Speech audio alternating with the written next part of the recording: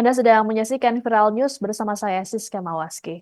Mahkamah Konstitusi memutuskan untuk menolak seluruh permohonan dari pasangan Capres-Cawapres nomor urut 1 dan 3, yakni Anies Baswedan Muhaimin Iskandar dan Ganjar Pranowo Mahfud MD. Sidang digelar di Gedung MK pada Senin 22 April sejak pagi hingga sore hari. Adapun dalam sidang tersebut, Anies dan Caimin serta Ganjar Mahfud sama-sama mengikuti jalannya sidang secara langsung. Alasan permohonan Anies Caimin ditolak adalah secara keseluruhan tidak beralasan hukum. Salah satu dalil permohonan yang ditolak adalah soal tudingan keterlibatan sejumlah menteri dan pejabat negara dalam memenangkan pasangan nomor urut 2 Prabowo Gibran. Dalam pelaksanaan gugatan, kubu Anies Caimin hanya mengajukan bukti berupa berita dan video yang bersumber dari media online tanpa dukungan saksi ataupun ahli untuk menguatkan dalil. Terlebih dalam pemberitaan tersebut tidak menunjukkan secara spesifik bagaimana, kapan, di mana, dan kepada siapakah ketidaknetralan yang dilakukan oleh para menteri dan pejabat negara. Pertimbangan serupa juga tercantum dalam penolakan permohonan Ganjar Mahfud. Adapun isi pertimbangan dianggap dibacakan karena memiliki banyak kesamaan dengan milik Anies Caimin. Ketua MK Soehartoyo pun hanya membacakan beberapa dalil yang berbeda dengan Anies Caimin yang pada intinya menyatakan seluruhnya tidak beralasan menurut hukum. Adapun dalam putusan ini ada 3 hakim yang dissenting opinion atau memiliki pendapat berbeda. Mereka adalah Saldi Isra, Eni Nurbaningsih, dan Arif Hidayat. Dengan penolakan gugatan ini, maka Prabowo Gibran tetap jadi pemenang Pilpres 2024 seperti yang telah ditetapkan oleh KPU RI pada 20 Maret lalu.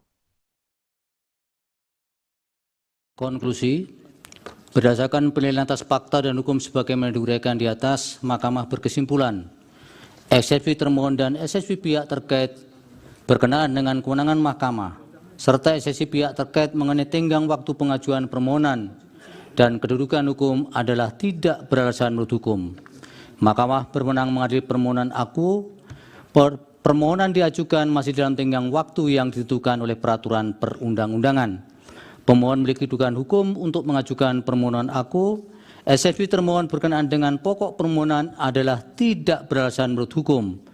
Permohonan pemohon tidak beralasan hukum untuk seluruhnya.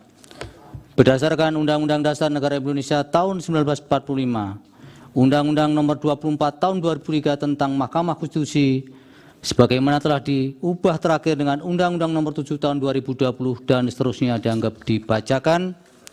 Amar putusan mengadili dalam eksepsi, menolak eksepsi termohon dan pihak terkait untuk seluruhnya.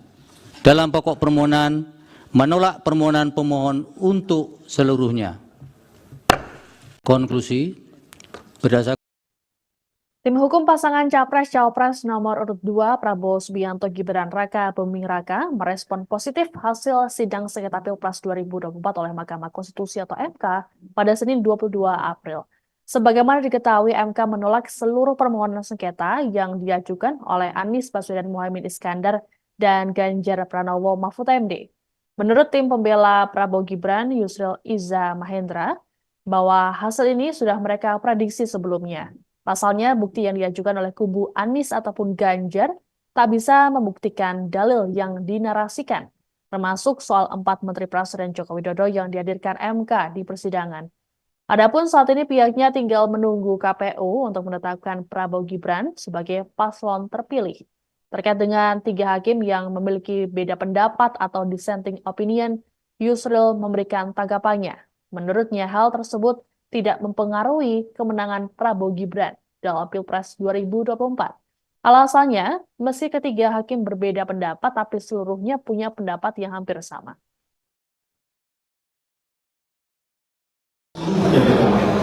Dan itu persis yang sudah kami lakukan sebelum putusan ini, baik Mas Iqbal, Pak saya, Bapak Igis, Pak Lain, Pak Nanti, kami sudah melakukan pemohon itu tidak mampu membuktikan dan dalam persidangan narasi saja, tapi kita lanjutin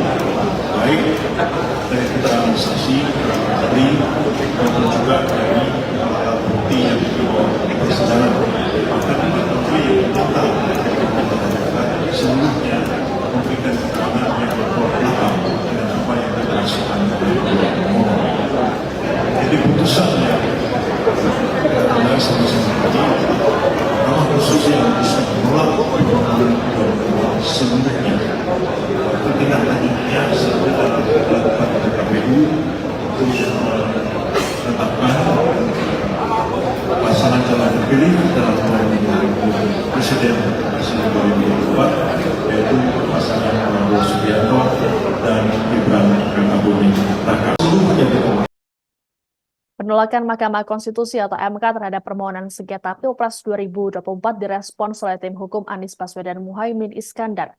Tim kuasa hukum Amin, Refli Harun, menilai pihaknya sebenarnya menang dalam gugatan sengketa Pilpres 2024.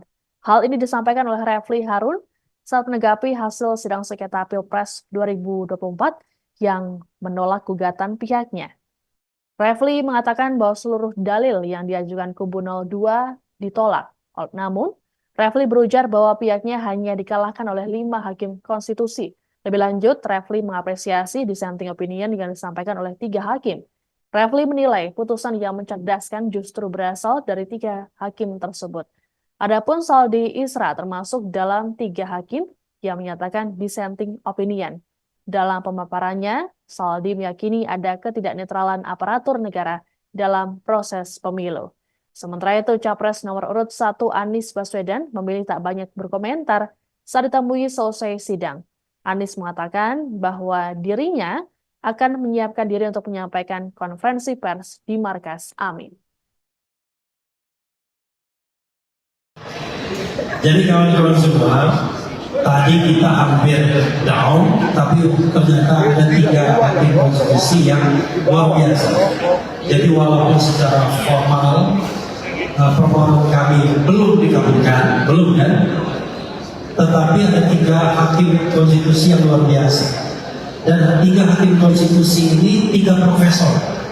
Profesor Saldi Isra, Profesor Eni Nurbaningsih, Saldi Isra dari Universitas Andalas Padang, Eni Nurbaningsih dari UGM, dan Profesor Arif Hidayat dari UNDIP. Itu menunjukkan mereka adalah hakim-hakim senior dibandingkan hakim-hakim yang baru. Bahkan ada yang baru sama sekali. Jadi kalau kita ini melihat putusan yang mencerdaskan adalah apa yang disampaikan. Justru kami menang. Semua dalil yang mereka ajukan itu ditolak. Yang mengatakan bahwa Mahkamah Konstitusi hanya 02, Mahkamah hitung-hitungan, 02 ya, Mahkamah hitung-hitungan dengan 6 ahlinya. Ternyata mereka ditolak, termasuk juga eksepsi mereka ditolak. Nah, cuma kita dikalahkan oleh 5 hakim konstitusi yang menganggap yang apa yang kita sampaikan belum cukup. Capres nomor urut 3 Ganjar Pranowo memilih legowo atas putusan Mahkamah Konstitusi atau MK terhadap permohonan sengketa yang diajukannya.